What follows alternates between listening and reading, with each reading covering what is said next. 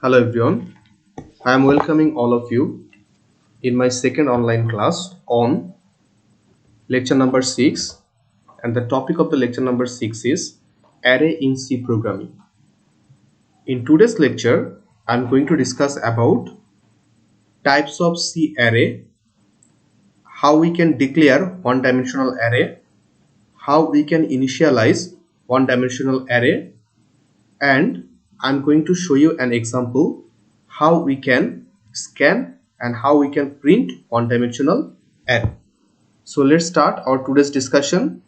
At first, you can see here types of C array. Basically, we can classify the array into two categories. One is one-dimensional array, another one is multi-dimensional array.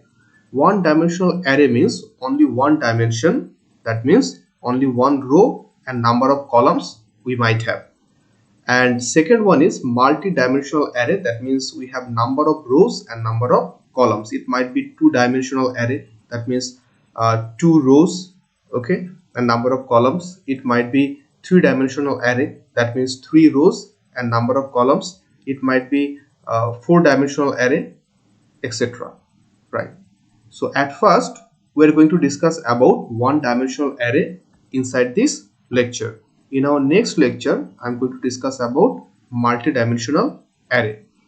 So let's start one-dimensional array. So at first, I would like to show you what is the syntax to declare one-dimensional array. Syntax means here I would like to indicate the grammar. Syntax means the grammar. So here is the syntax. Let me show you. Right. So at first you have to mention what is the array type. Here array type means the data type. Second one, array name. You can give the array name, but you have to follow here the variable declaration rules. And third thing you have to mention, that is inside the third bracket you have to mention number of elements. Number of elements means how many elements you would like to insert inside this array, that number. If you want to insert here 10 elements, you have to write down 10.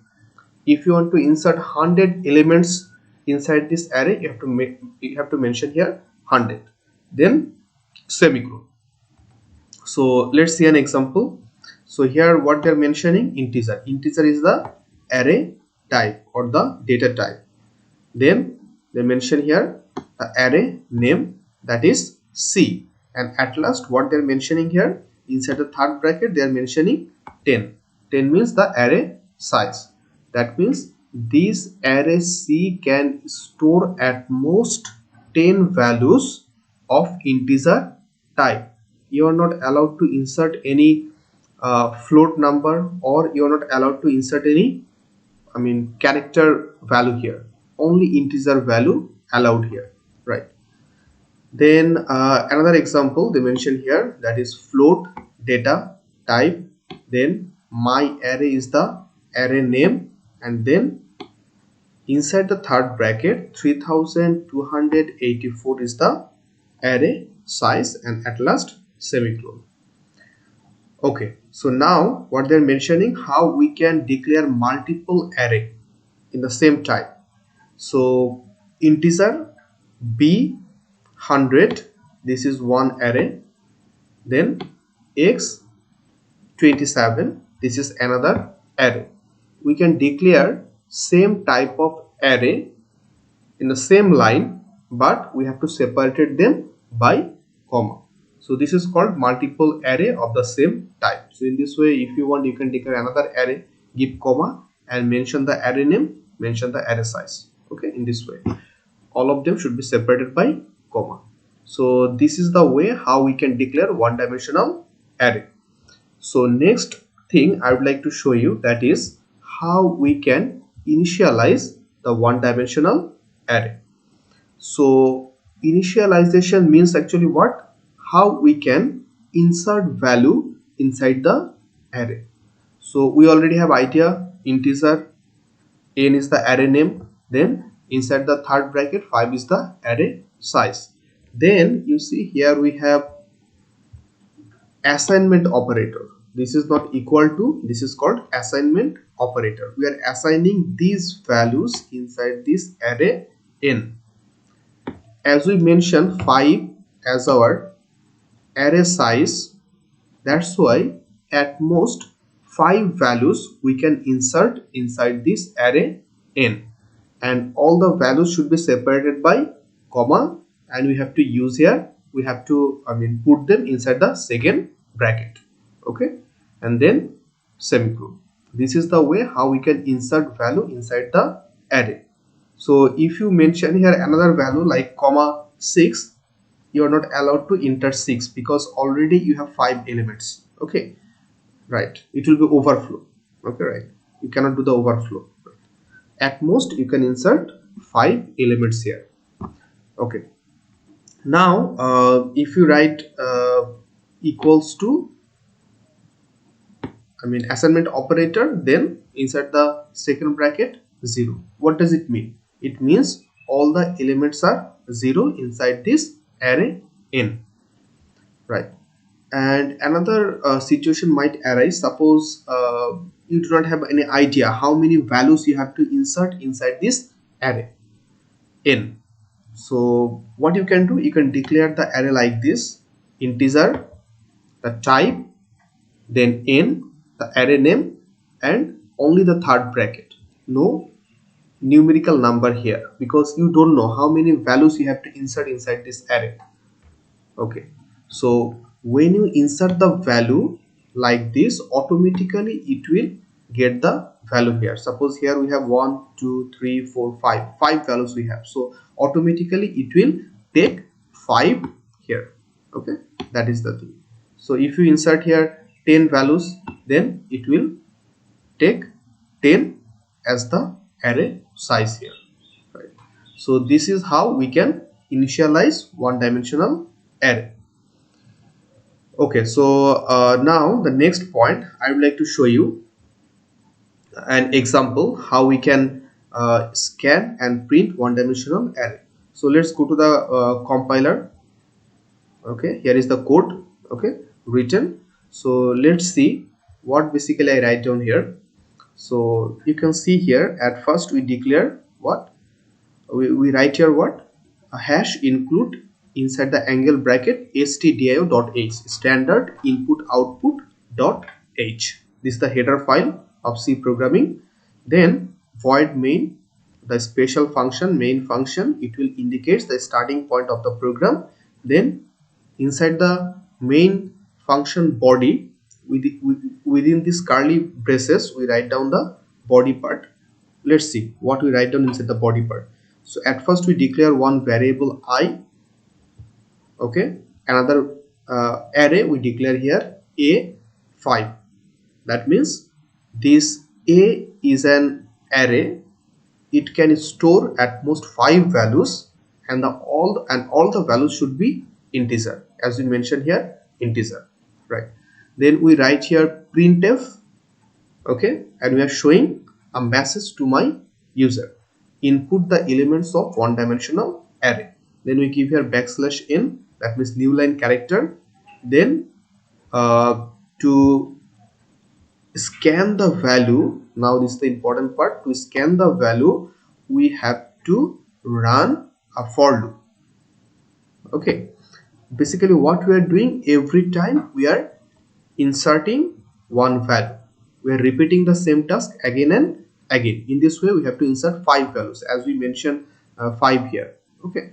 So this is the main part. By using this for loop we are scanning the value, okay. Then what we are doing in the second part, we are again printing a message, output the element of one dimensional array, and then what we are doing here, we are printing the value again by using another for loop, okay. Again we're using another for loop, okay. I equals to 0, I is less than 5, I plus plus, and inside this loop body I mentioned here printf. So what is the difference in between these two, scan and print? You have to run the same loop, but inside the first for loop we are mentioned here is scan and scanf, and second one printf, okay, right. So now I'm going to run the loop. Okay, run the program, and then I will show you how these two loops will work in a detailed manner. So let's run the code first. If I run the code, at first it might take few seconds. At first it will show me a message, that is input the elements of one dimensional array. Okay, now we are in this position. Now one by one it will scan the values, 1, then 2, 3, 4, 5. So at most 5 values I can insert inside this array, and if I give enter, now it will show me that your output of the element output the element of one dimensional array 1, 2, 3, 4, 5. So in this way we can insert one dimensional array, we can scan one dimensional array, and we can print one dimensional array, right? So now I would like to discuss about these two loops. Okay, if you remember these loops, the scanf loop and this printf loop. Okay, we need to use here for loop. Okay, let's see. So this is the scanf. Okay, right? So now here instead of 5 I'm using here 2, so that I need to run the loop less time. If I insert here 5, I need to run the loop more time. So let's see how this will work. Okay, so at first what they're showing here, the initial value of I is what? 0. It will check the condition I is less than 2. What is the value of I? The value of I is 0, and condition is 0 is less than 2. Condition true or false? Condition definitely true. If the condition true, it will go inside the loop body. If the condition is true, it will go inside the loop body. Inside the loop body, it's written here scanf function, and I would like to scan a value for a. What is the value of I? A 0 position. I would like to scan a value for a 0 position, right? Okay, let me draw the positions first. This is position 0, because array indexing always start with 0.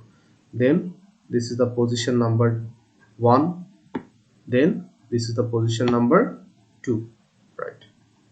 2. Okay, let me write down the position number here. This is the position number 0, this is the position number 1, and this is the position number 2. Okay, right. Now in this position we already mentioned, suppose our value from the keyboard, we scan the value, suppose 1 here. Okay, right. Now what it will do, it will go inside the increment or decrement section of the loop. Here we mention here I plus plus means equals what? I equals to this is a short form, so this is the full form is I equals to I plus 1, right? I plus 1. So the initial value of I was 0. Now 0 plus 1 means 1 here, right? 1. Okay, now again it will check the condition. Okay, right? So here what is the value of I now? The value of I now, what? 1, isn't it? So it will check the condition 1 is less than 2. Condition true or false? Condition is still true. If the condition true, it will follow the same path. Now inside this A1 position, it will store another value, that is 1, isn't it? A1. And what is the A1 position? This is the A1 position. It will insert here, suppose another value from keyboard. Suppose the value is 2. We can put here another value like 20, 200, 35, another value you can insert here. Now again it will go inside the increment section. Previously the value was 1, now it will be 2. Now the value of I is now 2, right? So let me write it down first. Here the value of I is now 2. Every time it is increasing 1. So now it will again check the condition. It will follow the same path again and again, okay, right, until or unless the loop condition is false. Now the situation is like this: 2 is less than 2. Condition still true or false? It is false, right, or true?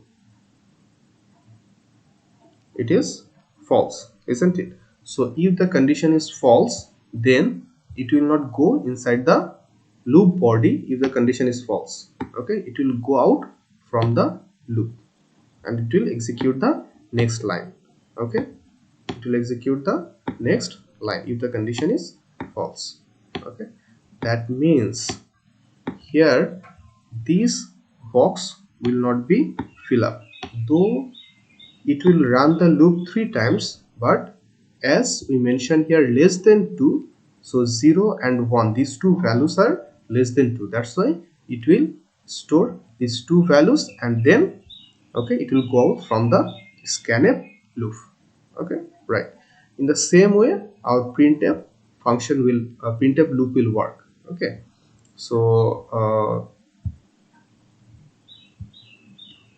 let's see, okay, printf loop will work. Instead of scanf, we mention here printf, okay. It will take the first value from a0 position and it will print, okay. It will take another value from a1 position, it will print, okay. And then when it will run the loop for the third time, then the condition will be like this: 2 is less than 2. Condition became false, it will go out from the loop. It will take value 1 and 2 by using scanf function, and it will print 1 and 2 by using printf function, okay. So I guess now you are very clear about this one dimensional array. So that's all about this one dimensional array. In our next lecture I'm going to discuss about multi-dimensional array. Basically in this course we are going to discuss about two-dimensional array. That means in our next class we are going to discuss about two-dimensional array. So thank you everyone.